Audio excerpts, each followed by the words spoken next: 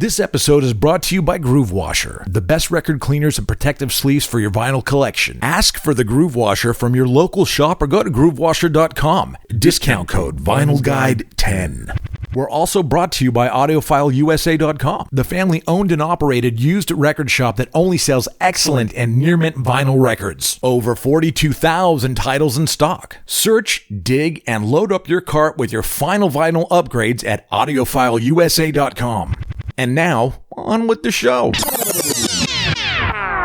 Well, hey everyone, welcome to episode 338 of the Vinyl Guide, the podcast for record collectors and music nerds. And guess what, people? We've got an incredible guest today, Australian music executive Fifa Riccobono, who joins us today to speak about her time at Albert Productions. Fifa spent many years working alongside Ted Albert and the production juggernaut that was Vanda Young. That's Harry Vanda and George Young, former members of the Easy Beats and producers for bands like The Angels, Rose Tattoo, John Paul Young, and of course, the band that featured George's younger brothers, Malcolm and Angus. Today, Fifa takes us through some of the stories of the time, joining Albert's, breaking bands and pressing vinyl. We discuss the Albert Productions record test pressings, the promotional radio station copies, the status of the AC/DC and Vanda Young master tapes, some tales of the early days of AC/DC, the artwork, the sleeves, the rarities, the recalled albums, and lots more.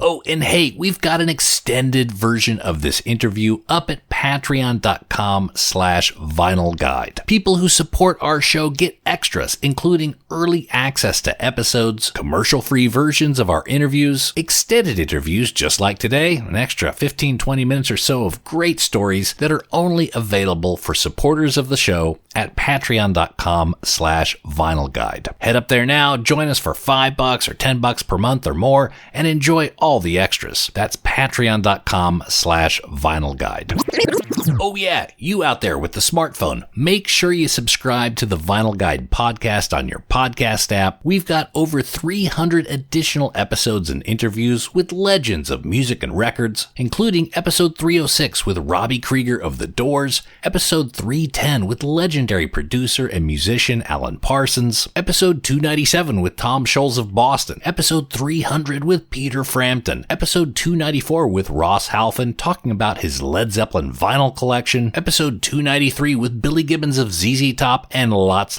more. And by the way, if you're a fan of AC/DC, we also have a video interview with bass player Mark Evans, where we go through all the AC/DC records he was part of. Subscribe to the Vinyl Guide in your podcast app, scroll through over 300 additional episodes, all available for free, and enjoy. And with that, let's get into our conversation with Fifa Riccobono. She and I start the conversation by discussing some images that we had sent over of some AC/DC collectibles which feature the handwriting of Bon Scott. She had just seen these images after many years, and we begin by talking about her memories of Bon. Enjoy the episode. All right. Thank you so much for joining in. So you got the pictures that I sent over. I did. You know, it's been it's 42 years. I look at that and I see him in front of me. I see him writing. I see him as clear as it was yesterday. It's just so lovely to actually, to revisit it. It's just, his handwriting was so unique and it was so beautiful. And, you know, all of his letters were always like that, very entertaining. And just to read it, I mean, it puts a smile on your face. Yeah, I've heard that he was a habitual letter writer. If someone absolutely, yeah, he loved communicating with people. He loved women. There was no question about it. He loved women. But he used to always write to me to keep me up to date with what was going on, because we didn't have mobiles back then, and we didn't have social media the way we do today. So it was only overseas calls, and they were so expensive, especially, from the UK. It cost you $100 for a 10-minute conversation. So he used to write, but he wrote, copious letters to all of his friends. But at Albert's, he used to write to me, and I used to update everybody else. You perhaps now have a bit of an idea of the sort of things that we cover on the show. There's a lot of collectible talk, and again, we can get nerdy, and I realize that There's a limit to some people and memories and that sort of thing. So feel free to pull up the yellow card at any point that says, I don't know. Absolutely. I might even get a red one from time to time too.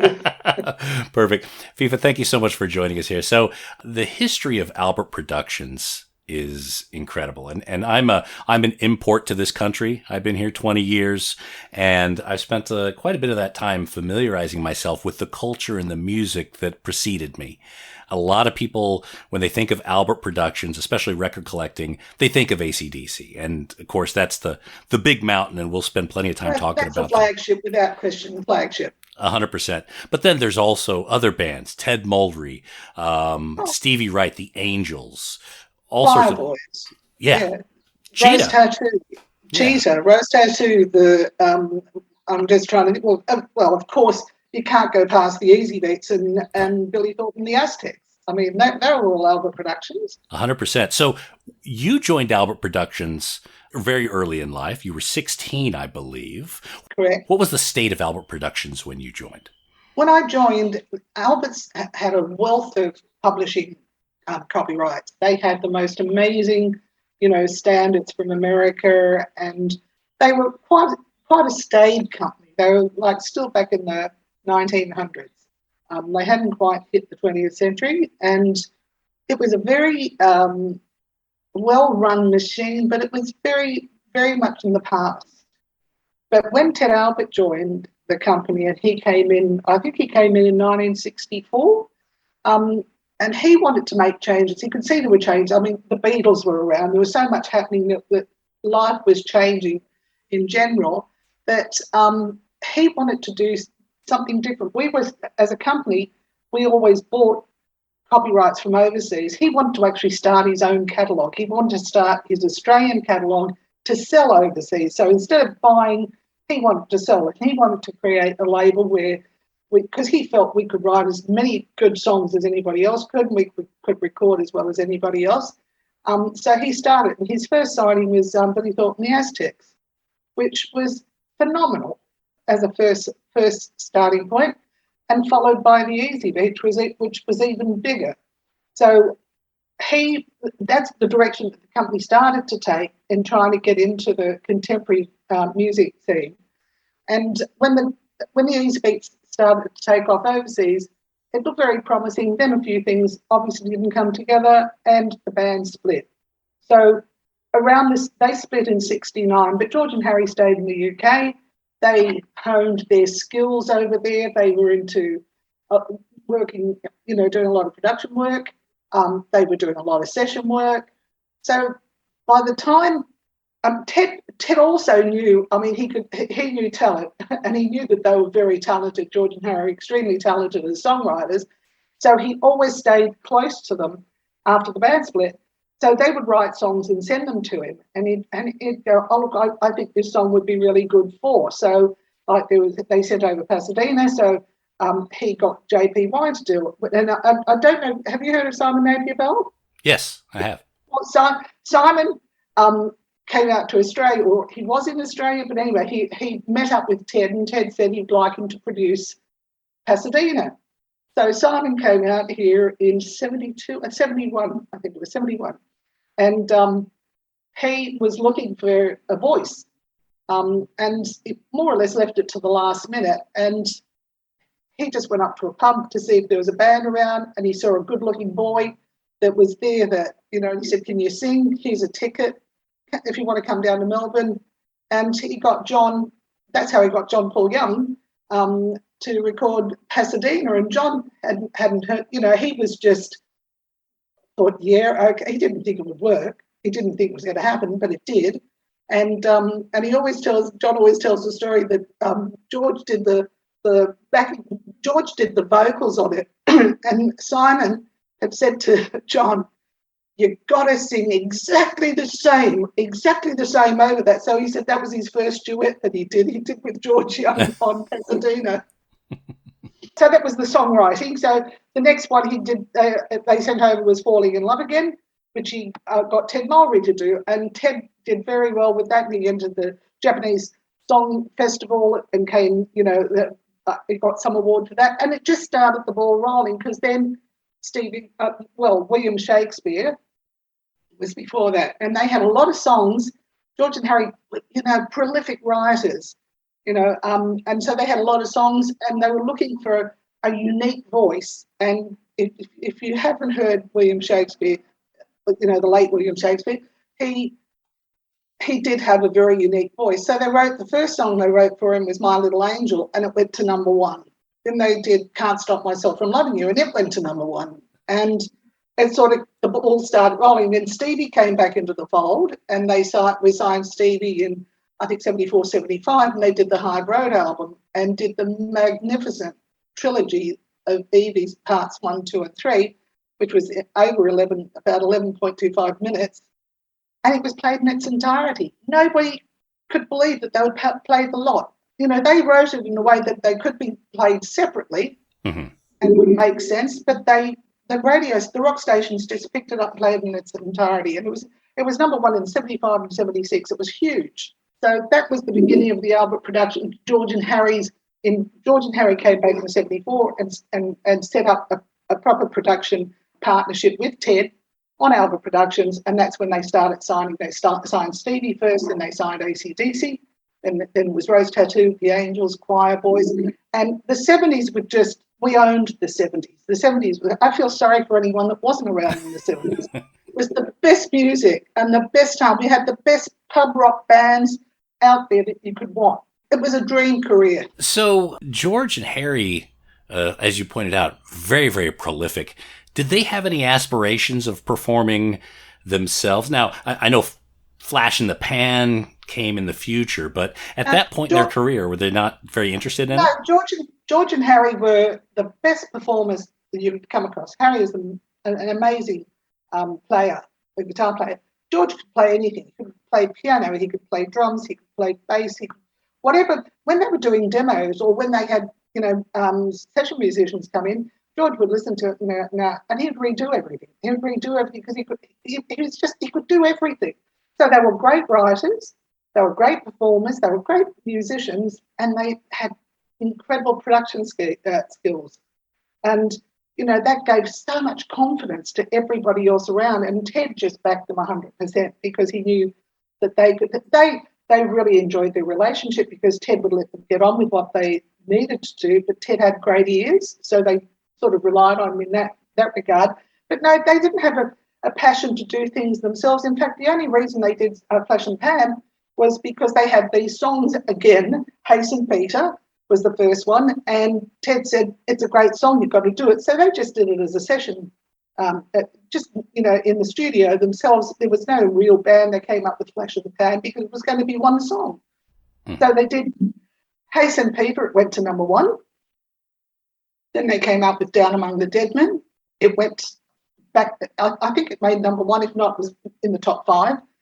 And so we had, there was a company in the UK called Ensign Records, and Nigel Grange, I think, was the head of it at the time, and he just loved everything about George and Harry. He just loved everything they did. So he took Flash, he said he wanted to release Flash and Pan over in Europe. And they had more or less said, no, well, we only did the 2 songs. And Ted said, well, we've got to do an album now because they want an album. So they wrote a song, and one of the songs on that album was called First and Last because it was going to be the first and last album. But they ended up doing another 5. And they were studio albums that they did. They sometimes brought in other musicians. A lot of it they did themselves. But we did it based on the demand that they had in Europe for it, because it did very well in Holland and in Germany and in Italy, things like Hello, How Are You, Waiting for a Train, Ayla, all of those songs did quite well. And Hasten Peter and Down Among the Dead Men, they did quite well over in Europe. With the exposure of Albert Productions in different countries, we see a lot of the releases that have different cover art, perhaps different song sequencing and the like. Was that deliberate? Was that per request of the local market? How did you approach that? Well, it's very different. People think of things today, in today's environment, they think the same way. But back then, in Sydney, in Australia, you could release a record here, and you could release it in Sydney first and release it in Melbourne the following week, and you could release it and then if you're going to go and tour in Perth, you could, because there wasn't really a national approach the things. Everything was more local. And when we got interest overseas, it would be from one territory. So say it was Germany, and they say, well, we want Germany, Austria, and Switzerland. So you give it to one label, and it's a particular label there, and then somebody else comes in and says, well, we want to take Italy and that. So everything was much more piecemeal, and it would come out at different times, and it would usually be set up so that a tour could follow it. It was never done on the scale that it is today, because today it has to be done globally. Otherwise, it's a big bang. Yeah. So back then, everything went out in much smaller releases, and they did it deliberately as well, because they wanted to be able to tour them. And you couldn't tour them in the same way that you do today. I mean, the tours, if you had a release in Germany, you would hold off the other territories until you went to Germany, and then after Germany, you'd go to Italy and you'd release it maybe 2 weeks later in Italy, or, in the UK. But they were staggered releases. And then it was probably in the late 70s where it was like, it was becoming hard to do all of those separately, because the borders started to blur, and different things started to happen. So that's when it started to be, well, we're better off to do it with one label that will take Europe, or just take the UK and, the English-speaking countries. And so they would set up, and you'd have the releases for them, and then if it was somebody else, it would be a different release. So those labels changed all the time. And, when we signed AC/DC to Atlantic, it was Atlantic, and then it was ATCO, and then it was Electra. It was all in the same deal, but they kept changing labels and putting them on different labels. But in Australia, it was always Albert Productions. So the interesting thing about collecting AC/DC, and much of our audience is people who dig through crates and look for oddities and interesting bits. A lot of the AC/DC records have different cover art, different track sequencing. Was Albert involved in any of that, or was that largely left to some of the distributors in those territories? The band always had the last say, right? But the early ones were all done with the band and Albert. As they started to change territories, the various record companies in those territories want to have something that's more representative of their area, more representative of their scene. So they didn't really like a lot of the things that we had. But I worked on the TNT album. I did the inside sleeve of that. I don't know if you remember, the Australian one's a double gate. Oh, yeah. And I did all the inside of that. And what you just showed, what they did on the high voltage one over in the UK has got a lot of the same things that were on in the TNT gatefold. The ideas sort of were mixed. But they did it to suit their own market. Right. Okay. So Albert Productions, they set the template, the guidance, 80-90% of it, but then local markets had the flexibility to customize it slightly to tune it to their market. Which they did. The local markets usually customise them to suit their market, to make it more local to them. But we always had approval on it. The band always had final say on it, say on everything that they were. And you'll notice in all those albums, and if you talk about collectors, you'll notice that the logo changed all the time, right up to when we came up with the Gothic rock-like. That's when the logo came together, and I think that was in 78. That was 78, 79. And then everything was based around that. But up to that point, there were lots of things that were being tried. Different territories were doing different things. They were doing, we were doing things they were doing slightly different to us. Some of it they took off ours. But then it became a formula, right. and it was a real identity when it got to that. When it got to Highway to Hell, it was an identity. Yeah. Well, there are very few brands as consistent and as beloved as that AC/DC logo. Couldn't agree with you more. In the early days of AC/DC, was it somewhat of a foregone conclusion that the Malcolm Angus project would be part of Albert's?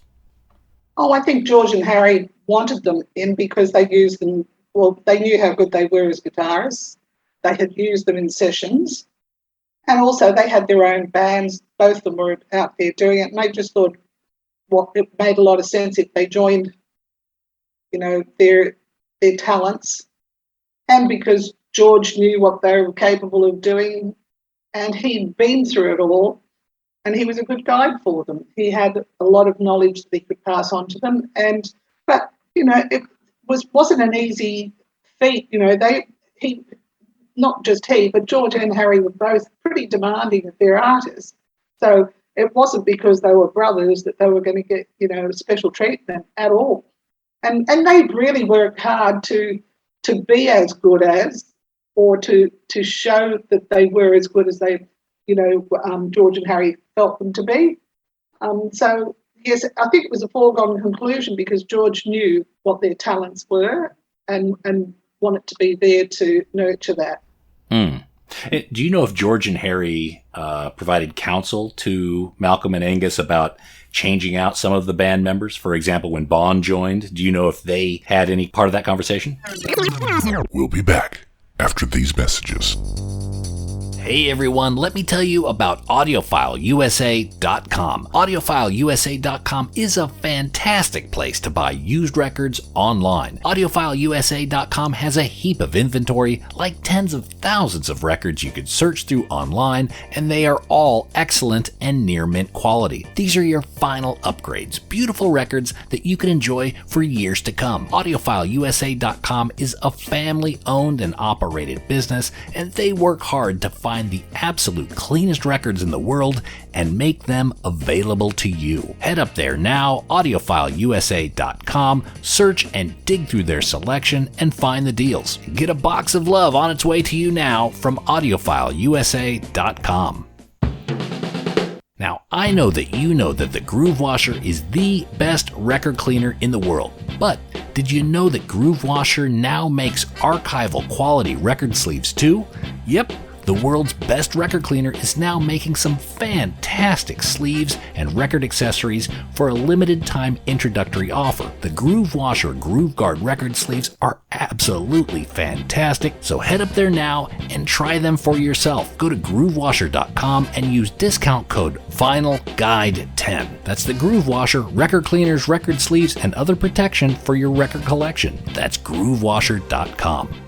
Now we return to the program already in progress. No limits. Do you know if George and Harry provided counsel to Malcolm and Angus about changing out some of the band members? For example, when Bond joined, do you know if they had any part of that conversation? Well, they would have had some input. I'd be most surprised if they didn't.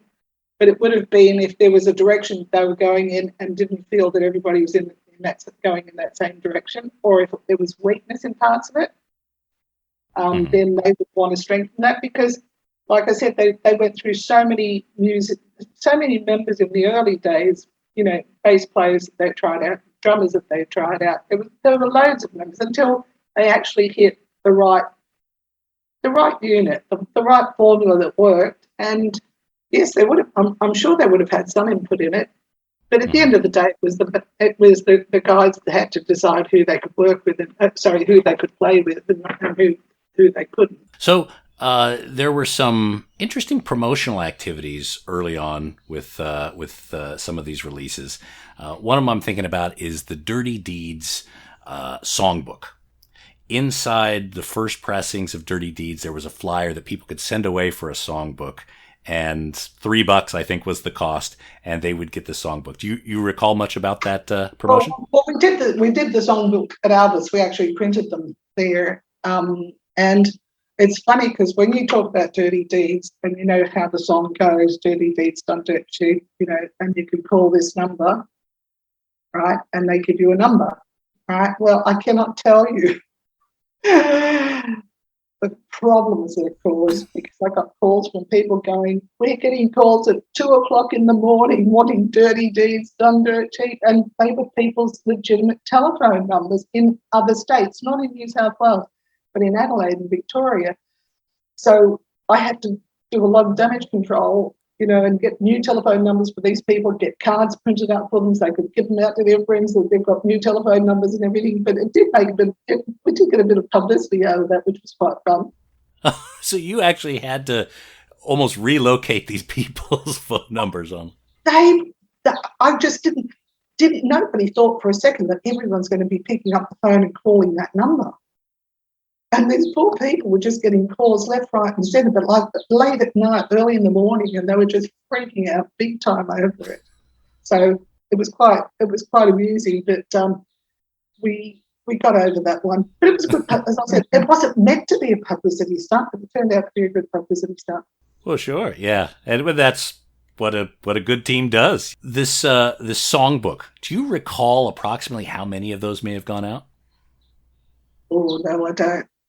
It would have been. I would have to say in the thousands, not tens of thousands, but it would have been thousands. The fan club was just like couldn't get enough of them. They had a fan club at the time. I can't remember how many were in their fan club, but no, I don't recall. I don't honestly recall. That's okay. Raise the yellow card. That's fine. Yeah, red.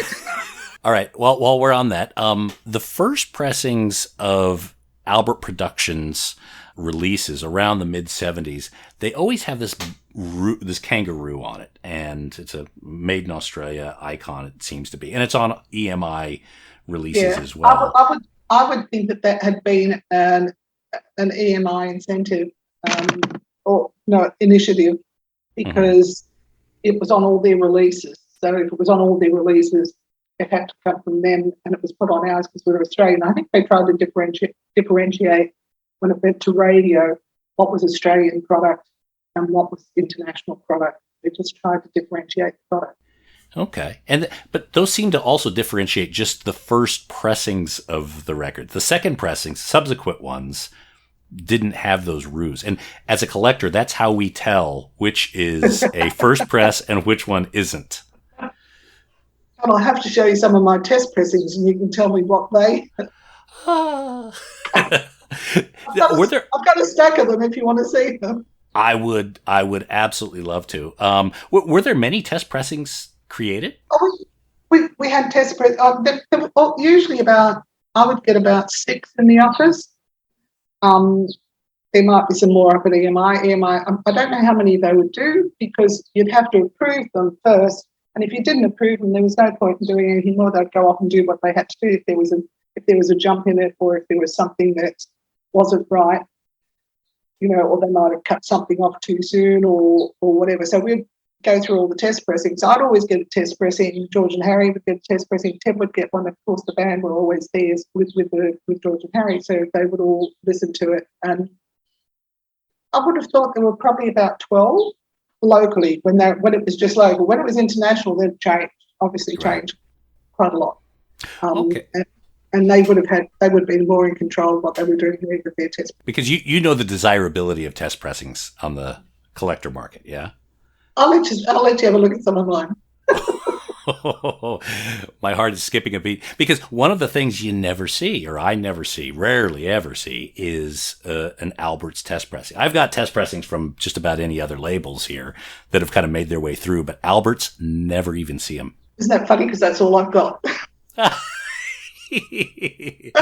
All right. There's up your insurance on that, please. So, all right. So in terms of Let There Be Rock, the cover of Let There Be Rock, it seems a bit different than the covers that were up to that point. It's not full color. It's a different logo. Do you recall the discussions around the creation of the original Let There Be Rock album cover? No, I don't. This is a photograph that we had that was taken, and I think everybody really liked it. Thought that was because of what it was, that really summed it up, the fingers running up the keyboard. As far as the logo goes, it wasn't a logo at that stage. There wasn't a recognised image. So it almost changed. Every album changed until it got to about 78, and we came in with they had the Gothic one. You'll see that they're all different. Do you recall any conversations or quantities of New Zealand pressings, specifically on the Music World label? Music World was done. They were looking after us at that stage. I don't know what the percentage was compared to Australian pressings. No, I can't tell you. Okay. Those are incredibly collectible if you could find those. And I would imagine Oh, very much so. The music world, because I would imagine going over to New Zealand at that time, they would maybe be pressing a couple thousand at most. Oh, there weren't a lot. I was just going to say something like 85% of what we had, or 10% at the Right. max. But I'm just pulling figures out of the air. I don't know. I couldn't tell you. We did okay, but we did. It wasn't. There was obviously nowhere near as big as here. Yeah, it's a rounding error at that point. Were there many Albert Productions Australian pressings that were exported? No, not really. No, there weren't, because everything that was done out of EMI. If EMI, exported anything outside, they only had the right for Australia and New Zealand, and surrounding territories. But the majority of them, it wasn't until there were other releases internationally that differed to the releases here that there was a real interest in getting the ones that were different. Once we did a deal internationally, the recordings were all, every country, you couldn't export into another country where you've already done a license for it. Right. Okay. Because that was against, if you've given America a contract, you can't go and sell 100,000 copies into theirs. But when they were just like these things that had the differences, and we're not talking about major quantities, and because they didn't particularly want to go with the ones that we had in the first place, then those were the differences that came up, and people did request them, but they weren't exported as such. Now, there are some AC/DC singles as a collector that I see all the time, or I won't say all the time, but rather common. There's the Jailbreaks. I think there's the Long Way to the Top, and there's other singles that that come across very, very rarely. Dog Eat Dog, Let There Be Rock, the one part one on one side, part two on the other. Why were there such wildly varying quantities of certain singles? Well, and it's whether you talk about local or overseas. We always released a single, but we always said we weren't a singles band. Right. They were never a singles band. They were an album band. But we had to do singles for radio, give radio something to play as. But we'd give them an album as well, and they'll pick out album tracks for night play, but they needed a single. And we did sell singles, but the focus was always albums. AC/DC's focus has always been albums. Yes, there is a lead track that they'll take from it, and we did that. But and the singles would chart, but not. It's the albums used to chart. The albums would go up to number one. Didn't have a lot of singles go to number one, but the albums did. All right. So for an example, I guess what I'm drawing out of this is things like Long Way to the Top. That was still when the band was still open to singles and being a bit of a singles band. Oh, they were still trying things out back then with in that early period. I guess a lot of people don't realise that in the first 6 months or so, I can't tell you how many members were in that band. I don't know how many bass players we changed, how many drummers we changed, until the formula fit. George used to even fill in, from time to time when someone wasn't in the band. He was a singer once, he was a bass player once. And in those formative years, they were still recording. But they, as a lineup, as an image and identity, they hadn't quite locked it in at that stage. But, by 75, it was becoming, it was solid then. Like when Bon joined in 74, he was the missing link. He was the missing link because Phil had joined, and Phil's just like probably one of the best drummers around. They had Malcolm and Angus, who you couldn't come close to, really. And the bass player they changed.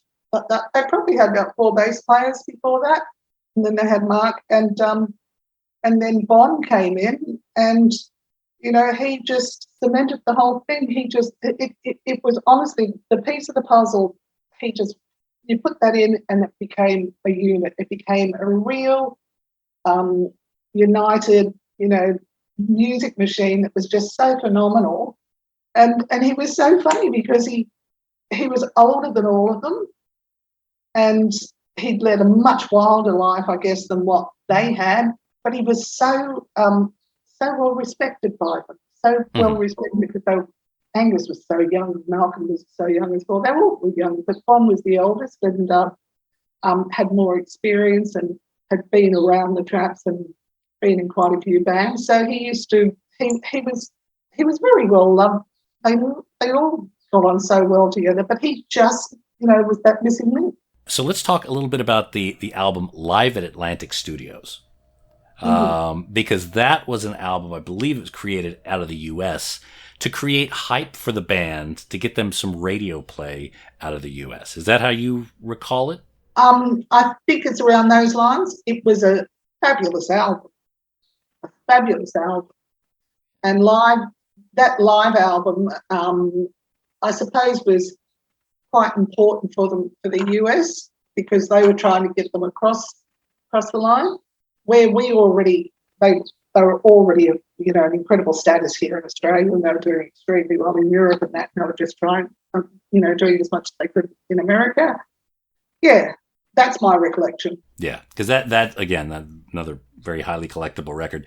Around the same time, If You Want Blood came out. So again, a couple of live albums. Americans just loved live albums around that time, apparently. This is a time when Frampton Comes Alive and all sorts of other things were really kind of capturing the zeitgeist. We had If You Want Blood, that really worked for us.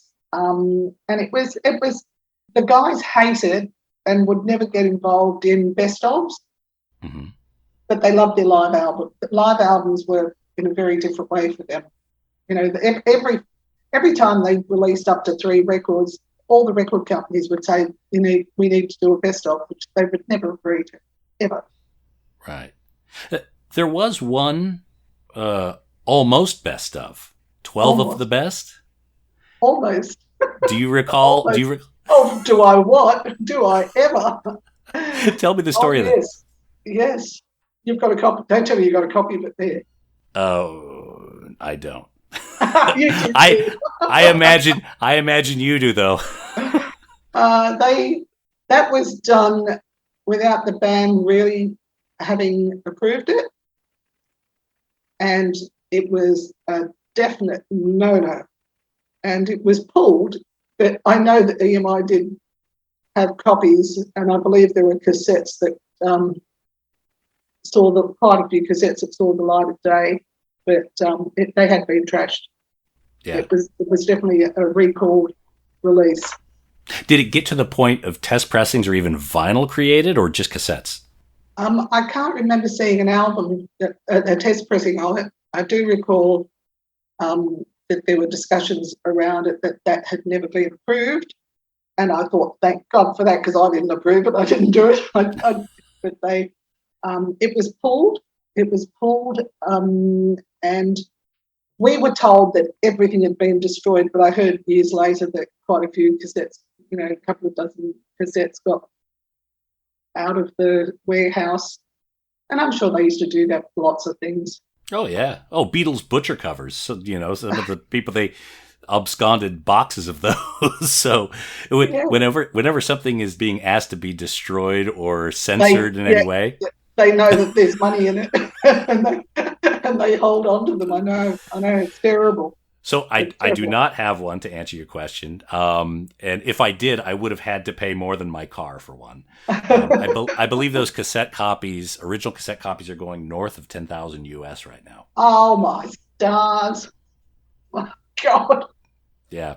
About 2 weeks ago, I decided I was going to clear out my garage and throw away a lot of things and I've got all these LPs, all these albums, all this vinyl, and I thought, I'm going to have to get rid of it. I haven't used them for years. I haven't played them at all. And I opened up the first box and I started going through. It took me over an hour and a half to go through the first box, because every one of them I went, oh my God, I love that. And because we spent so much time on liner notes, we spent so much time on writing things that, the fans wanted to hear and want to read and that. And, and on the labels, we used to put all the writers, I used to make sure that all the writers were credited, all the publishers, the producers, the engineers, everything. And there was so much information in them. Well, on CDs, you can't see them because they're so damn small. The print is so small, unless you've got a magnifying glass, you can't see it. I could quite easily get rid of all of my CDs, but I could not get rid of my vinyl. I just could not.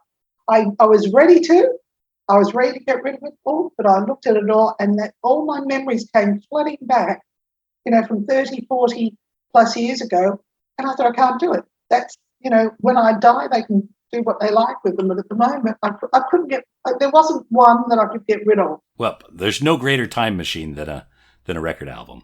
Well, I've gone out and bought myself another record player. I've got rid of 2 of them in the past, but I just went out and because I was so moved by going through the albums. I was so moved, I had to go and get something to go and play them. And I think one of the first ones that I put back on again was Jimmy's Breakfast at Sweethearts, which is just the Cultures one. I just loved it and put that on the machine. And so it's just opened it all up for me again. So the vinyl's going to come back into the house. It's been out of the house for ages, but it'll come back into the house again. So 12 of the Best, that was compiled by EMI in a hopeful wish of being able to do an AC/DC best of that was vetoed by the band. No, I can't blame EMI. It did come out of our camp, not from me, not from the band. And I think it was assumed that it would be okay, and it wasn't. But I couldn't blame EMI. They pressed them up because they had to be given the masters from somebody. So right. The masters came from us, and they were given all the information for it. But no, they went ahead and released them. They went ahead and pressed them. We pulled the release, right. and they filtered out some of them beforehand. Do you know if all the master tapes and even all the demos and things that Harry and George did together, do those still exist? We'll be back after these messages. Psst. Well, hey everyone, it's Nate here. Look, I know this is a super long episode, so rather than running our sponsor ads again, can I give a plug for our Patreon page here?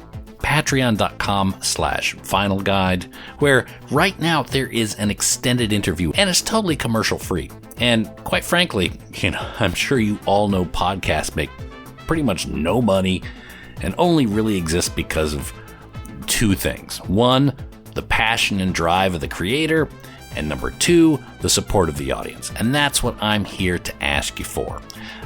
Please consider supporting the show, $5 or $10 a month, whatever you can afford, because if you're listening to this now, some into the episode, that's great. You're enjoying it. I'm glad you're enjoying it. For that, I would ask you to please consider supporting the show. Patreon.com/Vinyl Guide. It's super important. It's like a direct lifeline to us here, and it's a huge signal, and the support is so welcome. And helps keep this podcast going. Each week I put extra stuff up there, extended interviews, and it's all ad-free, and it's early, and it's all that kind of stuff. So that's what I'm going to do. I'm going to ask you politely, please support the Vinyl Guide, patreon.com/Vinyl Guide. All right, that's it. Back to the show. Now we return to the program, already in progress. No limits. Do you know if all the master tapes and even all the demos and things that Harry and George did together, do those still exist? Is there anything lost? Oh, absolutely. Every last one of them. Every last one of them. Everything's been stored and, stored well, and all the analogs have been rebaked and everything's been, really kept right from the very first releases. Good. Okay. I speak to a lot of bands that's not the case. Oh, I know. I can remember one band saying that they'd gone to their record company to get their masters, and they said, they'd been sitting here for a while and nobody came, so we got rid of them. They just threw out, masters of like 4 and 5 albums that belonged to this band, and they just threw them out because they'd been taking up space on the floor. It'd be interesting to know, there were a lot of demos that George and Harry did of songs that perhaps were never recorded in any other form. Those have been backed up. Those have been archived, yeah? Everything's been archived. There isn't anything that hasn't been sifted through and gone through. It's very, very well cared for, and it's been looked after, everything from beginning to now. But do you know what the beauty of that is? When you're with one company from beginning to end, which Albert Productions has been involved, even though there's been Atlantic and Sony and Epic and all the other labels, Albert's has been involved from the beginning. So we've got you've got a thread that goes from day one to today. So not many bands can say that, or have been with companies, and they may have changed 3, 4, 5 times.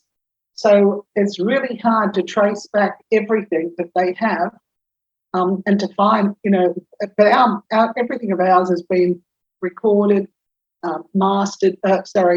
Really, because the analog tapes, but I think it was the 78 analogs. I'm not sure if it was 76 or the 78 analogs. Started to deteriorate, so they had to be rebaked and all of that. All of that's been done. Everything has been cherished to say the least, and kept really well. Beautiful. So whenever there was a single getting ready to come out for the radio, there was always a promotional, or quite often there was a promotional A-side with the release date on the label. Do you recall the sort of quantities of those that would be pressed for? No, I'm just trying to think. When we used to have promotional copies, and they used to have it, printed across it. We used to have some journalists who used to love to get them first because they wanted to get out there and promote them and that. And then I'd find them, people would come in and say, "Oh, I just bought this and I paid $50 for it because it came out before the single did." And you think, thanks, guys. Those 6 copies that you wanted for radio and what you wanted, they've been, it was just an industry thing. But we would always get, as a label, for me to work on, I'd probably start off with 25, maybe 25 to 50 of promotional copies. EMI would certainly have theirs as well, because even though EMI had their promotional team, we followed up on everything of ours. I followed up with all the radio stations. I followed up with all the media, and that I didn't care if there was doubling up, but we always guaranteed that we followed up on all of our releases through everyone. So the EMI would have had their promotional copies and I would have had mine. One question I had is, when I look at the timeline of AC/DC, and that the year of 1980, the first half of the year, Bond passes in February. Back in Black comes out in July. We're talking about 4.5 months of a tremendous shift for the band. Perhaps even at the beginning, I would imagine there were times where they didn't even know if they were going to continue. No, and it's absolutely true, because when he died, I always say the 20th of February, because that's when I heard here, but the 19th in the UK. It was devastating. I had spoken to him just days before, and he said he'd been with Malcolm and Angus. He said, "You can't believe some of the riffs that they've written." He said, "You wait, so I can't wait to get into the studio to start work on the album." And I was so excited for him, and then the next thing I hear, he died. So he came out. I organised his funeral in Perth, and the band flew back for that, and they were, really devastated and not sure what, if they could move forward. But Bond's parents and Bond's father in particular had said, Bond would never have wanted them to stop doing what they were doing what they loved. And he more or less really, not gave them their blessing, but he was like, he just felt there was no reason why they shouldn't continue.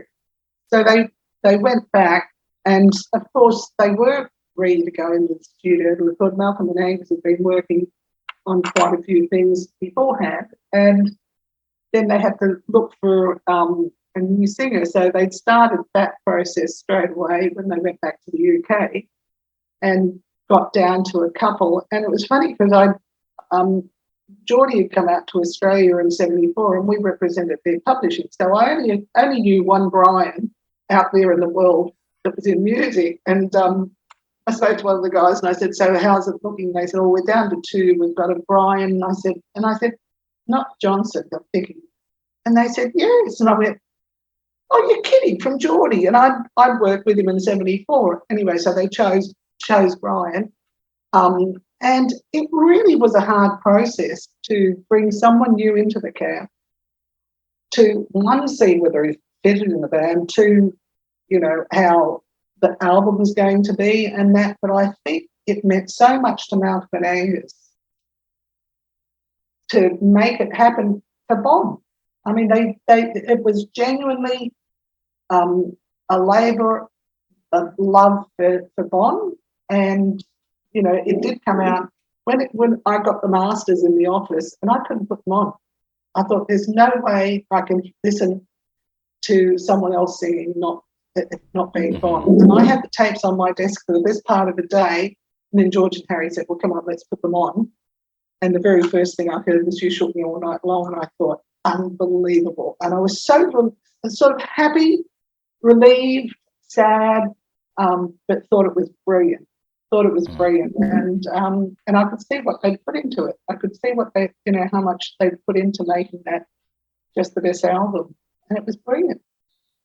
And Brian, had to fill some very big shoes, and he knew that there was a lot of emotion around this as well. But he was great. He got in there and he did it. And when they came out to Australia and did their first show in Perth, he got up and, dedicated a song to Bon's mother. And I was sitting with her, and she was just like beside herself. He was just so sweet to her, and it was just lovely. Just lovely. Now, the packaging of Back in Black, obviously it's a mournful package.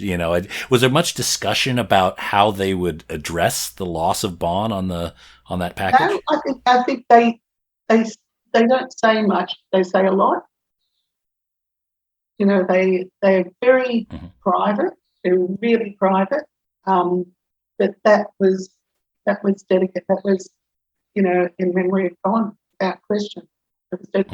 Some countries didn't like it just being embossed, and they keylined it with white. Right. Some of them just had it embossed, but it was in respect to out of respect to Bon. And the first moments of the album, the tolling bell. Oh, I tell you, I'm getting goosebumps talking about it now. And when I saw Brian come out and he did the Sydney show, and he came out and hit that bell, it was just like, oh, I'm telling you, goosebumps. But it was very, very much, it was a celebration, and it was, it was everything you could put into an album they did. I'd heard that the tentative title for the next album, which was Back in Black, but had Bon, stuck around, the tentative title was Blackballed. Do you recall that at all? No. Okay. No, I don't even think it was Back in Black when Bon was about, because Back in Black was dedicated to Bon. Right. I mean, there's so many stories out there that I hear them and I go, well, where did they get that from? Because 9 times out of 10, it's just someone would like to make something. You know how if you've got an idea, you want to get the evidence to fit the idea that you have? That's what seems to happen a lot. And I'm thinking that if I wrote it, in memory of Bon, how could they have had it prior to Bon? Of course. Do you remember anything about what the album was going to be before Bon passed? No, because they'd been overseas for quite some time. So I hadn't had a lot of involvement with them.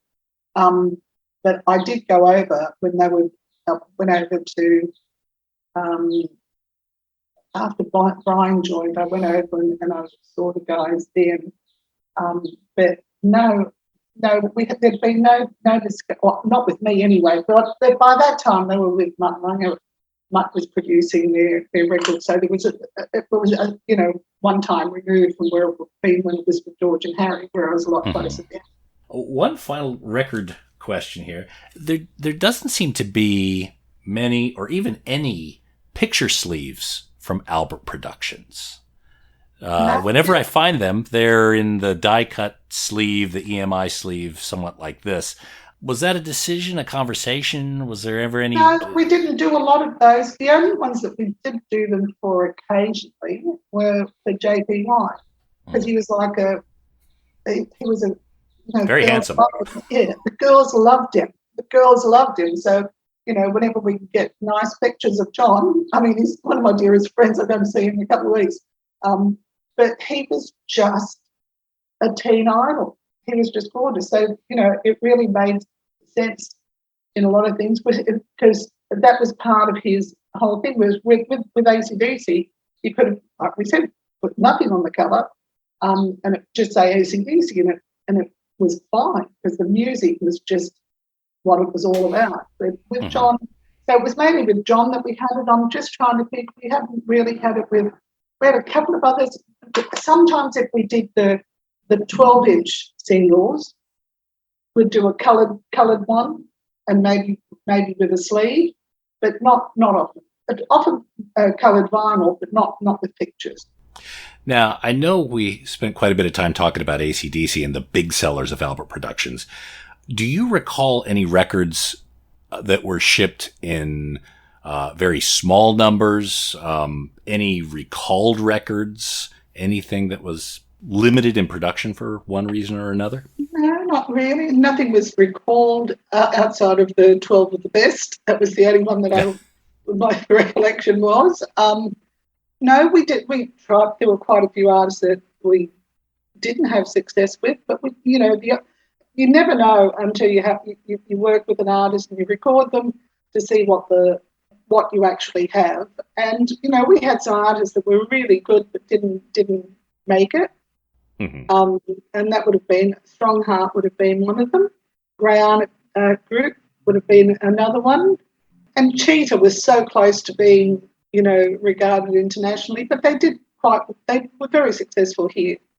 That album they have is fantastic. I have no idea why I hadn't heard of it more until seeking them out. Have you seen the videos, though? I mean, they were just, unfortunately, they were just a little ahead of their time.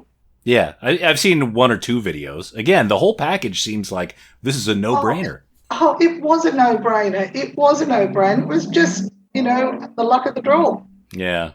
It didn't work. We had everything lined up, but it fell over at the last minute. But not through anybody's fault. It wasn't through anybody's fault at all. Yeah. Sometimes the stars just don't align the way you need them to. No. Were there any bands that you tried to get onto Albert's that you weren't able to? No. There were bands. George and Harry had the final say on everything. And if we didn't sign a band, it didn't mean that they weren't good. Would have been, many things. It was one, they didn't suit the label, or that it might have been too similar. We were very discerning about the acts that we chose, and they had to have the same work ethic that, George and Harry had. George and Harry gave everything, and they wanted as much back from any of the acts that they involved themselves in.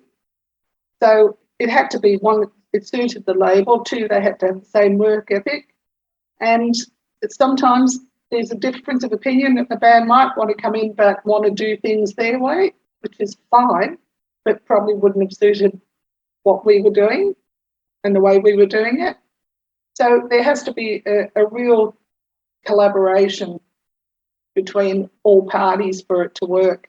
And sometimes they would just want it because they'd gone to majors and were given humongous advances or offered big advances. We never went chasing artists, with money. It just wasn't, it's just not the way we worked. Throughout the years, the Albert Productions record label shifted a bit from blue to then black and then to orange. Do you recall the discussions or the conversations around those changes? I think we were going to try and have different coloured labels, like more a rock label and a pop label, but I don't know. But you see the stripes around it, the yellow stripes? Yeah. And you know what the yellow stripes are? That's for timing, is that right? Yeah. So when you're playing it on a 45, that should spin in a way that sits on the 45. Now, I'm just trying to think when we changed. I think it was also because EMI were changing. From time to time, we did things in unison because their covers changed and that. But I think our label started, we had black ones, we had dark blue ones, we had the red ones with the yellow stripes around them. I know that we were trying to keep the rock on one label, but I don't think that ever really eventuated in total. I think there was some ideas about it. Oh, so the end state would have been rock was orange and... No, rock would have been black. Rock would have Okay. been black, and the red would have been more the pop side of it. Got it. Okay. Now, in the final days of the Albert studio, moving from King Street to Neutral Bay, did you guys uncover any artifacts that were hidden or unintentionally left behind in the studio? No, we didn't. But we had, as you know, we had this wall, the signature wall. Did you ever see our signature wall? No, I didn't see that. Oh, yes, we had a signature wall where all the bands used to come in and sign. It started off with one of the roadies from AC/DC came in. He was a bit of a character, and he had a can of spray, and he wrote up Millwall, which was his I think it's a UK football club. Then somebody else wrote on it, and then eventually everybody would write on it, and eventually all the artists that came in all wrote on it. So it's a big wall. I'll find a picture and I'll send it to you. And we loved that wall because it was so significant that Ted wanted to pull it down brick by brick and take it over to Neutral Bay, but it was an adjoining wall. He wasn't allowed to take it down. So all we've got is photographs of it. But it really was, it was in the main room, not in the control room, but in the main room where they recorded, and everybody used to just go in, and whoever was there would always sign up on it. I'll send it through to you. Please. Yeah, we've got a doorway where we keep measuring our kids' heights. And last year we almost sold our house. We were pained on what we do with that doorway. Oh, do you know that I did not want to leave? I was there.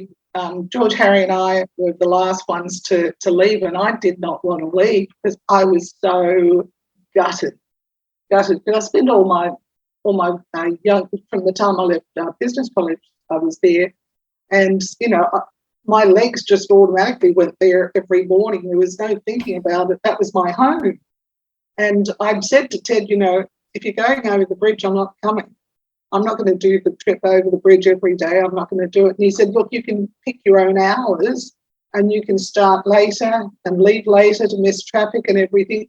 But I just didn't want to leave King Street. There was a magic about King Street that I don't think anybody could ever reproduce. What was there was just incredible. The energy in there was just amazing.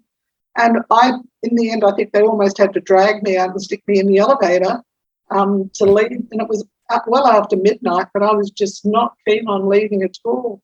It broke my heart to leave that studio because it was just, we spent so much of our life in it. Why did they leave that studio? Did they just sell the building? Was that what happened? They sold the building. There were a lot of regulations that had come in, and it meant that there had to be a major restructure of the building, and it didn't make sense to Alberts to do that, so they thought it was better just to sell it and move, because they already owned buildings in Neutral Bay, and thought it would be better just to move over there because they sold it obviously to a developer and it became the ginormous building. In fact, our building is now a driveway. It's basically the driveway into this big complex.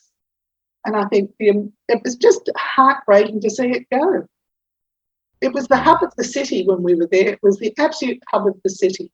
FIFA, thank you so much for your time. I think I've pretty much exhausted my record nerd questions for you. And you got through fantastic with only a couple of yellow and red cards. Oh, my God. I wish to God I could remember most of those things. I worked on every one of those albums. You think I might remember? But it's been a long time. Which one was the most difficult that you had the most anguish over? Do you recall? I think it was TNT because they wanted the artwork. They wanted the artwork so straight that I think it was a Friday, and I was literally doing it all and typing it all up and putting it all in and I was literally gluing the pieces down so that it would be ready for them to. And I was typing up each of those cards, and the cards, when you put them in the typewriter, they kept catching, the corners kept catching because they were little cards. They weren't sheets of paper. So the keys would just keep, and I would have, and I was under so much pressure to get it finished. I'm sweating now thinking about it, and then putting the photos in, and making it look like it wasn't pristine, like it wasn't that good. So people say, keep the mistakes in, don't worry about the corners being And it all worked very well. And it was a similar thing that they did, as you saw in the UK, but they did it in a much more, well, I think they probably got artwork, given it to the art department to set it up and film it and, put the right lighting with it. We did it in the office. Do you know if all that artwork still exists? That drawing of Dirty Deeds Done Dirt Cheap, the originals, is that somewhere in the archives? I'm not quite sure. Some of it survived, but not all of it. I would have thought that would have been one of the ones that survived, though. Right. Because that was the Dirty Deeds one was funny. That was Got it. With the chicken leg arm. Yeah. Yeah, and with the telephone number. I'll never forget that. So it's always when somebody does anything, I'll go, be careful putting any numbers or anything, And if you've got a car in the picture with a license plate, make sure that it doesn't really belong to anybody or any of those things, because you'll always have the fan that's going to go out there and try to, steal it or whatever. Okay, so don't forget, you've got the yellow and red cards if I ask you too nerdy of a record question here. High Voltage, the original pressing for Baby Please Don't Go was credited to Brunsey, but then later on that credit was changed to Joe Williams. Do you recall that transition, that discussion? No, I don't. I could only think that was a mistake because you always credit the writer. Big Bill Brunsey wasn't the writer, so maybe they were given that information as being that, but they would have, as soon as it was discovered, I'm sure. I honestly can't remember. That was in 74, I think that was. I can't remember exactly when in 74. Have you got a date for that? 75, yeah. 75, yeah. It came out after, it was the first one with Bond, and they redid Can I Sit Next to You? No, I can't recall why it was there, but all I know is that the writer is always credited on there, and if he wasn't, it was a mistake. Right. Okay. All right. That's in those early pressings, the majority of them are credited to Brunsey, but then there's a correction for Joe Williams that is only on maybe a third or 25% of the record. So the ones that are credited to Joe Williams are the ultra collectible ones there. Well, we would have been given the information from someone would have given us the information, because when it's not published by you, I mean, it was different when it was published by us, the majority were, but someone would have got the information from, and that's what they would have put down. Well, so here's what you probably do remember, because I know you were all over TNT. You talked to us about doing the gatefold and everything. Do you recall the first pressing that had a different song sequence on the back, and they had to put stickers over the first pressings of the covers? Oh, God, you're really testing my memory here, and I can't. Were they put on the actual? They were actually put on the recording. On the actual sleeve, there was a different song sequence, and the first pressing on the gatefold had to have the stickers over the song sequence because the first covers had an incorrect sequence on it. Red card. That's okay. Red card. Sorry. Again, I realize we're going back 48 years here. I realize these could be such trivial things to people, but yeah, these are the sort of conversations that record collectors have. FIFA, thank you again so much for your time. I really do appreciate it. Thank you so much, Nate. Thank you, and it's been fun. It's been funny, and just the memories. It's just great going back there. Oh, well, I'm glad to be part of it. Thank you very much, FIFA. Take care of yourself. You too. Bye. Bye for now. Cheers.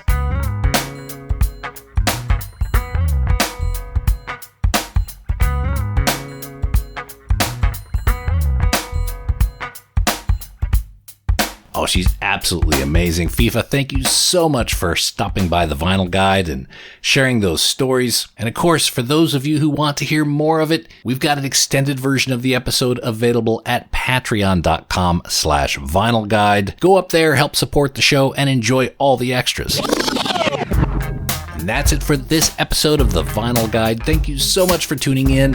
please share these episodes across your social media. Share them on Facebook, tweet them out on Twitter, regram us on Instagram, even show some of your friends how to get a podcast on that smartphone of theirs. It's not easy, so any way you could help spread the word of the Vinyl Guide podcast is much appreciated, and we'll be back shortly with a brand new episode. So until we talk next time, get out there and buy some records, people. Cheers. That's it for this episode of The Vinyl Guide. Send your thoughts to Nate@thevinylguide.com or follow or tag us on Instagram @vinylguide. Until next time, keep spinning.